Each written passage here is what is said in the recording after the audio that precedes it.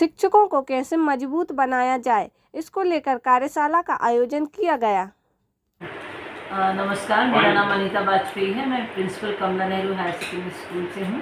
आज मेरे स्कूल में सीबीएसई की तरफ से टीचर्स ट्रेनिंग प्रोग्राम कंडक्ट किया जा रहा है।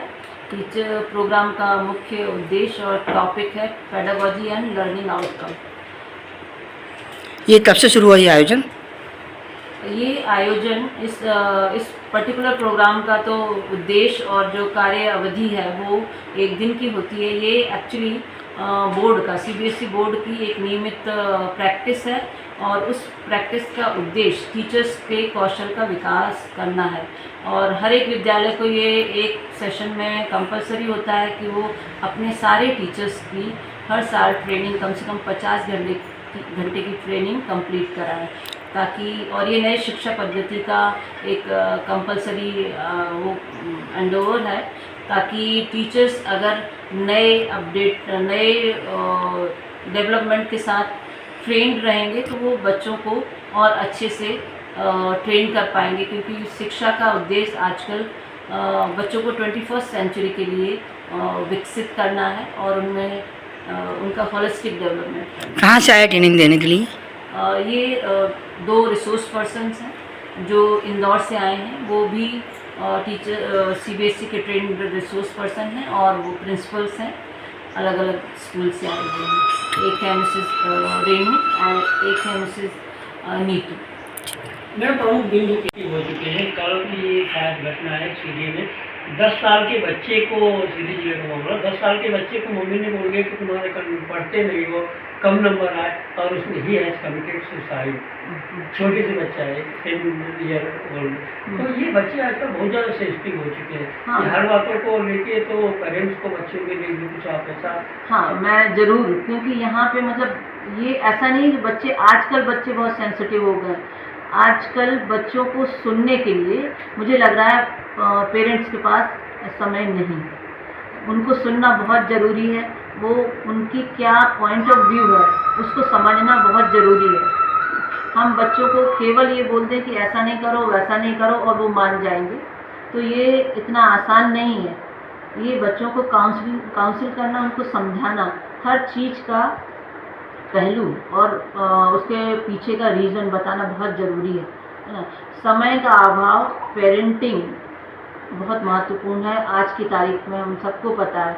और मुझे तो यही लगता है कि एक बड़ी वजह यही है कि बच्चों को पेरेंट टाइम नहीं देते, और टाइम भी देते तो उनमें खुद ही इतने वो आजकल की लाइफ में इतने स्ट्रेसफुल हैं, उनके खुद के इतने इश्यूज़ हैं कि वो एक तो बच्चों को उनमें शामिल नहीं करते और वो उसी में ही उलझे रहते हैं। उन्हें नहीं लगता कि उन्हें केवल ये लगता है कि बच्चा स्कूल जाए, पढ़े लिखे, इसके अलावा उनको कुछ दूसरी चीज़ें बच्चों से मतलब होनी चाहिए, इशू हो सकते हैं, ये वो केयर नहीं करते हैं। तो इग्नोर्ड हैं बच्चे बाय पेरेंट्स, इस वजह से एक ये वजह है। तो उसमें प्रमुख जैसे कि मैंने बोला, इस वर्कशॉप का, इस कार्यशाला का मुख्य उद्देश्य ही शिक्षक की कौशल विकास करना है। उनमें जो क्षमताएं हैं उनको विकसित करना है। क्योंकि जो शिक्षण है वो एक सतत पद्धति है, सतत प्रयास है। उनका जो सिलेबस है बच्चों का वो एक नियमित है और उसमें इतना ज़्यादा परिवर्तन नहीं होता है। मगर अगर हम पढ़ाने के तरीके बच्चों के परिवर्तित करते रहेंगे तो बच्चों को जो सीखने की प्रवृत्ति है वो बहुत सुगम होगी, और जो कि अधिक आवश्यक है। क्योंकि आज की शिक्षा का उद्देश्य बच्चों को केवल किताबी ज्ञान नहीं देना है, बल्कि उन्हें उनका सर्वांगीण विकास करना है। और उन सर्वांगीण विकास करने के लिए बच्चों को किस तरीके से फैसिलिटेट किया जाए, ये तभी अच्छे से हो पाएगा जब उनको शिक्षित करने वाला और उनको ट्रेन करने वाला टीचर अपने आप को अपडेट करेगा, समय समय पर अपनी स्किल्स को डेवलप करेगा। ये आयोजन सभी कक्षाओं के लिए होता है और ये सब्जेक्ट स्पेसिफिक भी होता है, और जैसे विंग वाइज, क्योंकि नई शिक्षा पद्धति में उन्होंने पूरे शिक्षण जो सिस्टम है उसको अलग अलग उसमें विभाजित किया है। जो प्री प्राइमरी फाउंडेशन क्लास कहलाते हैं, जो नर्सरी से लेकर कक्षा 2 तक, ये फाउंडेशन स्टेजेस हैं बच्चों की, और क्लास 3 से लेके 5th तक प्राइमरी क्लासेस हैं, फिर 6th ऑनवर्ड मिडिल और मतलब सेकेंडरी क्लासेस हैं। तो हर एक विंग की हर एक एज ग्रुप के बच्चों की आवश्यकताएं अलग हैं और उनके शिक्षक की आवश्यकताएं भी अलग हैं।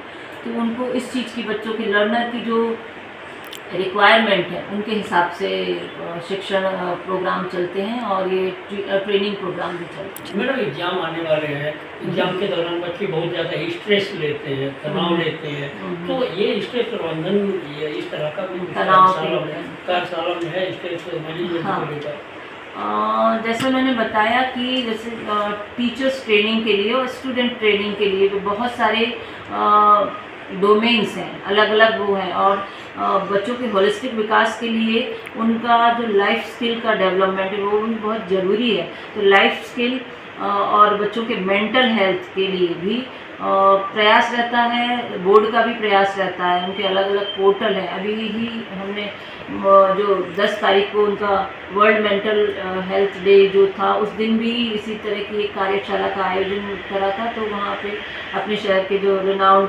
साइकेट्रिस्ट थी वो थी, उन्होंने बच्चों से रूबरू बात की और उन बात करने में बच्चों से मतलब उनके लेवल पे उन्हें किस तरीके के स्ट्रेस हैं और क्या तनाव रहते हैं, ये कहना अब आज की तारीख में सही नहीं होगा कि बच्चों को केवल एग्ज़ाम का तनाव होता है और केवल एग्ज़ाम और परीक्षाओं के टाइम में। बहुत सारे ऐसी चीज़ें हैं जो वो सतत उनकी जो डेली रूटीन है उसमें ही वो तनाव में रहते हैं। उनकी कुछ सेइंग रहती हैं जिसे सुनना, समझना, उन्हें मोटिवेट करना, उन्हें काउंसिल करना नियमित रूप से आवश्यक है। और इसके अंतर्गत इसी आवश्यकता के लिए हर एक विद्यालय में काउंसलर होता ही है जो उन सब चीज़ों को ध्यान रखता है और डेली में डील करता है।